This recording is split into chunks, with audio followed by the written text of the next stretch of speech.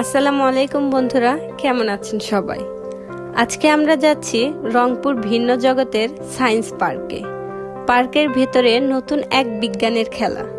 আশ্চর্যজনক এই খেলা দেখতে পরিবার পরিজন নিয়ে ঝাঁকে ঝাঁকে পার্কটিতে প্রবেশ করছে শিক্ষার্থী ও দর্শনার্থীরা। খেলার ছলে এখানে হাতে কলমে শেখা যাবে বিজ্ঞানের বিভিন্ন বিষয়।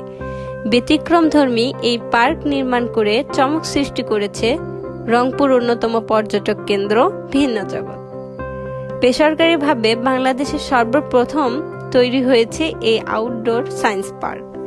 মজার আয়না, স্বপ্নের প্রতিধ্বনি, নিউটন, স্টাডেল, ভাসমান বল দিয়ে তৈরি বার্নালি সূত্রের বাস্তব 40টি মডেল রয়েছে। চলুন তাহলে এক নজরে দেখে নিই কি কি আছে এই পার্কে। প্রথমেই আমরা যেটা দেখতে পাই সেটা হচ্ছে নিচে থেকে পানি উপরে তোলার যন্ত্র। প্রাচীন যুগে মানুষেরা এভাবে মোটর বা পাম্প ছাড়া পানি উত্তোলন করত। বাটাম পেন্ডুলা, আর এটা হচ্ছে প্লাগের সূত্র। এখানে মূলত 6টি রং রয়েছে। এখানে সব থেকে গুরুত্বপূর্ণ রং হচ্ছে ব্ল্যাক ও হোয়াইট। ব্ল্যাক কালার রোদকে শোষণ করে, যার কারণে বস্তুটি গরম থাকে, আর হোয়াইট কালার তাপকে প্রতিফলন করে, যার কারণে বস্তুটি ঠান্ডা থাকে। চাকাটির ভার যত বেশি হবে চাকাটি তত সহজভাবে চলে যাবে। আর এটা হচ্ছে লিভার প্রতিষ্ঠা। তারপরেরটা হচ্ছে হেলানো তল, যার ঢালু যত বেশি হবে ওই বস্তুটি তুলতে তত সহজ হবে। আর এটা সাধারণত দর্শনার্থীদেরকে আকর্ষণ করানোর জন্য। তারপরে এখানে দেখতে পাই বলটি যত বাধা প্রাপ্ত হবে বলটি আসতে তত দেরি হবে। তারপরে এটা হচ্ছে জড়তা। কোনো বস্তুর স্থির বা গতিশীল বস্তুর গতি থাকার যে প্রবণতা থাকে তাকে জড়তা বলে। এখানে 3টি চাকা রয়েছে, একটি প্লাস্টিক, আরেকটি অ্যালুমিনিয়াম, আরেকটি হচ্ছে লোহা। আর এই চাকা একসাথে ঘোরানোর পরে প্লাস্টিকেরটা আগে থেমে গেছে, তারপরে অ্যালুমিনিয়াম, তারপরে লোহা। এখান থেকে বোঝা যায় যে যার ভার যত বেশি তার জড়তা তত বেশি। তারপরে যে যন্ত্রটি দেখতে পাচ্ছি এটা দিয়ে মূলত 2 সাইডে 2টি বক্স পূরণ করতে হয়। আর এটা থেকে বোঝা যায় বলটি যত বাধাপ্রাপ্ত হবে বলটি আসতে তত দেরি হবে। তারপরেই আমরা এখানে 2টি পেরিসবলিক দিক রয়েছে। এর এক প্রান্তে কথা বললে অপর প্রান্তের কথা শোনা যায়।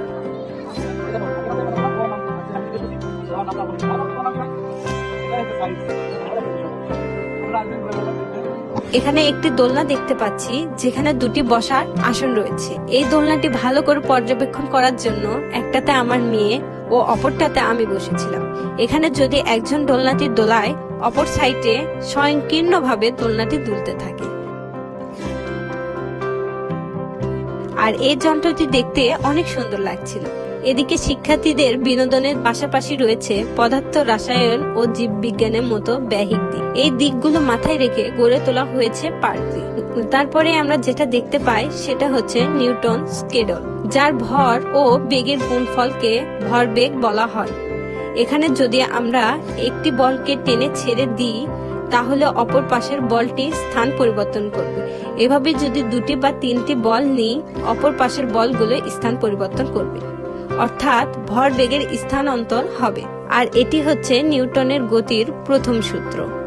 এই যন্ত্রটির সাহায্যে আমরা নিউটনের গতির প্রথম সূত্র প্রমাণ করব। এই যন্ত্রটিতে ধাক্কা দিলে বস্তুটি গতিশীল হবে। এখানে যে আয়নাটি দেখতে পাচ্ছি এটা হচ্ছে উত্তল আয়না, আর তার পাশের যে আয়নাটি দেখতে পাচ্ছি সেটা উল্টো প্রতিচ্ছবি দেখা যায়। আর এই বড় আয়নাটি হচ্ছে জাদুর আয়না। এখানে আমার মেয়েকে বসিয়ে দিয়েছিলাম।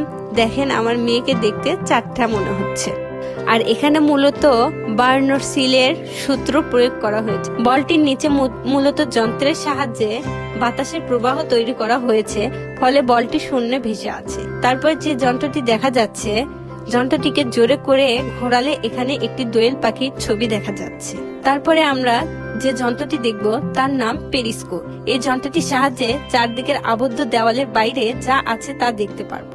আলোর প্রতিফলন নিধি ব্যবহার করে এই দিকটি তৈরি করা হয়েছে। তারপরে আমরা যে যন্ত্রটি দেখতে পারবো সেটা হচ্ছে সুর বা মিউজিক্যাল টিউব। ঝুলন্ত ধাতু নির্মিত পাইপটি ধাতব দ্বন্দ্ব দিয়ে আঘাত করলে আপনারা ভিন্ন দৈর্ঘ্যের পাইপটি সুর শুনতে পাবেন। দ্বন্দ্বের আঘাতে ফাঁকা পাইপটিতে বাতাসে কম্পিত হয়, যার ফলে বেরিয়ে আসে একটি নির্দিষ্ট তীক্ষ্ণতার সুর। লক্ষ্য করলে বোঝা যায় পাইপের দৈর্ঘ্য যত কম হবে সুর তত তীক্ষ্ণ হবে। এ থেকে বোঝা যায় যে শিক্ষা সফরে বিনোদনের পাশাপাশি শিক্ষার্থীদের নতুন এক মাত্রা যোগ করবে এই সায়েন্স পার্ক। পার্ক থেকে বের হয়ে আমরা গেছিলাম সুইমিং পুলে। আর এই সুইমিং পুলে গোসল করতে 100 টাকা করে নিয়েছিল।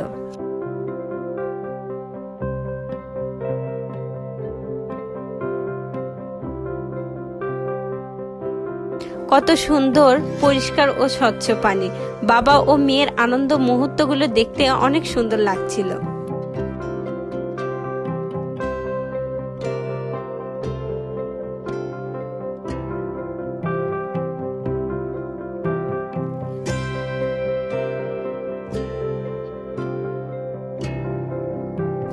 আজকের ভিডিও এই পর্যন্তই। ভিডিওটি ভালো লাগলে লাইক, কমেন্ট, শেয়ার করবেন এবং চ্যানেলটি সাবস্ক্রাইব করে পাশে থাকবেন। আল্লাহ হাফেজ।